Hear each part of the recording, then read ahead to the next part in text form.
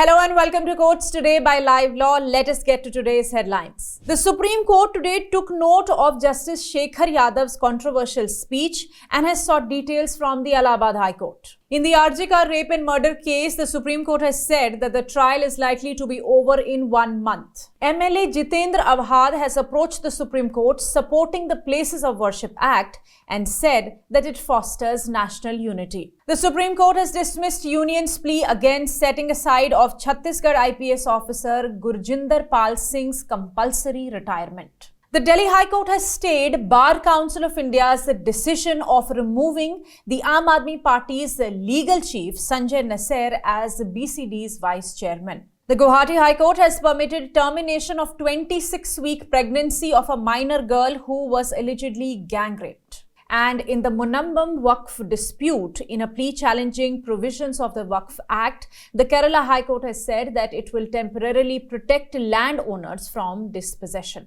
I'm your host Urvashi Chauhan with your daily roundup of legal updates from across the country. Before moving ahead, Livelaw Academy is offering a value-packed opportunity for the aspiring judges. The Judicial Service Examinations Preparation Course. This comprehensive online course is designed to help you prepare for your judiciary exams. Classes are conducted by expert faculty, including retired judges.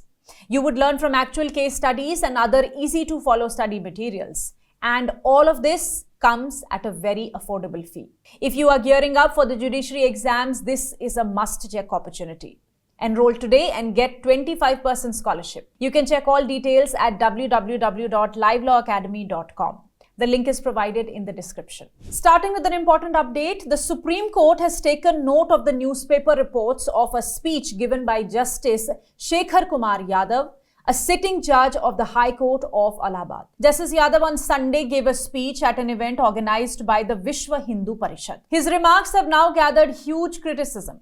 Justice Yadav supported the idea of a uniform civil code, saying that it should reflect the majority's wishes. He made controversial comments about Muslim practices and used offensive language comparing Hinduism and Islam. He also urged the VHP members to help make India a global leader, warning that the country could otherwise become like the Taliban or Bangladesh. He remarked that Muslim children could not be expected to exhibit kindness and tolerance when, from an early age, they are exposed to the sights of animals being slaughtered in front of them. During his 34-minute address, Justice Yadav also urged the VHP members to remain steadfast in their mission to make India a Vishwaguru, and that this could only be achieved by a Hindu and no one else. In his address, while drawing a comparison between Hinduism and Islam, he remarked that practices such as untouchability, sati and johar had been abolished within Hinduism, yet the Muslim community still continues to permit the practice of polygamy, halala, triple talaq, etc. He deemed these practices unacceptable.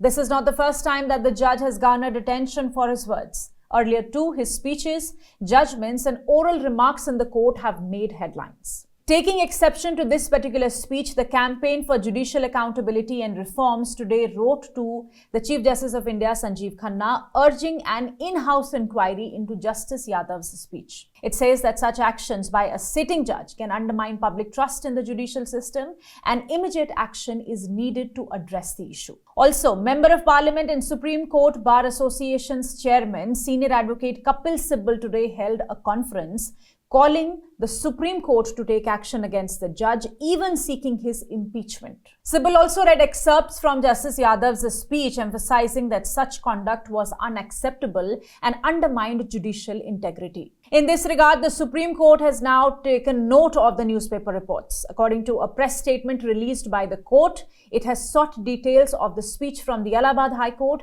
and the matter is under consideration. Coming to an update on the RJK rape and murder case. The Supreme Court bench comprising CJI Sanjeev and Justice Sanjay Kumar today heard the suo motu case in this regard. After taking note of the latest status report filed by the CBI, the bench said that the trial is likely to be over within 1 month.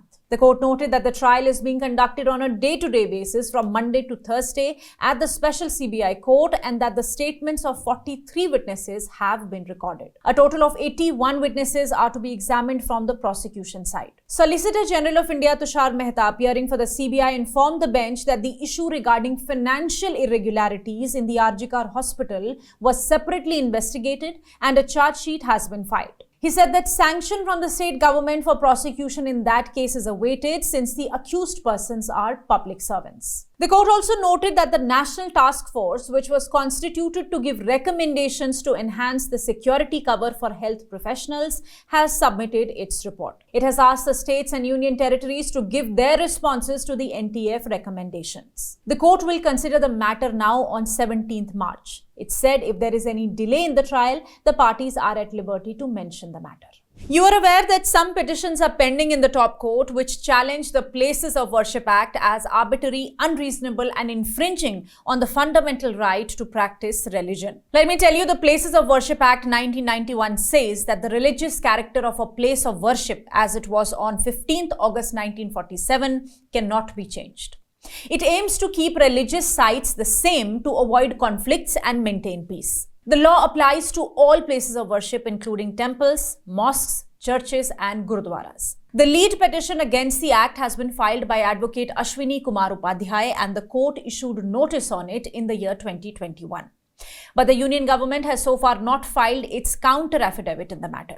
Many parties like the Gyanvapi Mosque Committee have filed intervention applications to be heard in this case. In a new update, Dr. Jitendra Satish Awhad, a member of Legislative Assembly in Maharashtra, has sought to interfere in the matter now, emphasizing the Act's role in preserving secularism, fostering communal harmony and preventing tensions that could disrupt national unity. The MLA belonging to NCP Sharad Pawar faction has supported the constitutionality of the Act. For your information, recently the Communist Party of India Marxist also intervened in the matter, supporting the Act. A special bench comprising CJI Sanjeev Khanna, Justice Sanjay Kumar and Justice KV Vishwanathan is scheduled to hear the matter on 12th December.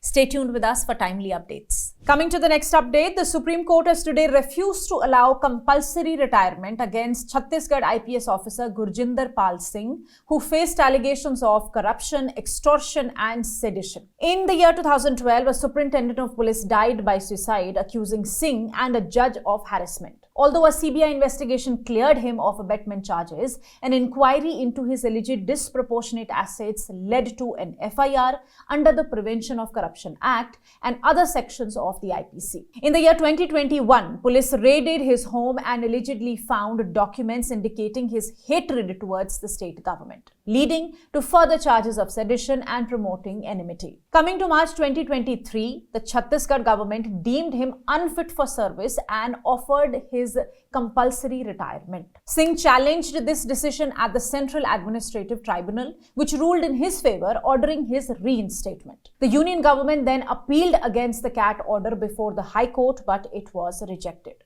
So it approached the Supreme Court now. However, the bench of Justices Rishikesh Roy and S.V.N. Bhatti agreed with the CAT's decision, saying that the officer was being treated unfairly. Both the tribunal and the High Court believed that it was a case of victimization and not about removing an ineffective officer. It questioned whether an officer should be compulsorily retired after just a few years of bad performance, especially when he has had a 25-year career. The court pointed out that only a couple of years of the officer's record were considered while deciding to retire him without considering the full picture. Justice Bhatti remarked that on compulsory retirement, though an employee gets monetary benefits, there is a burden attached that he has to carry when he steps out into the society.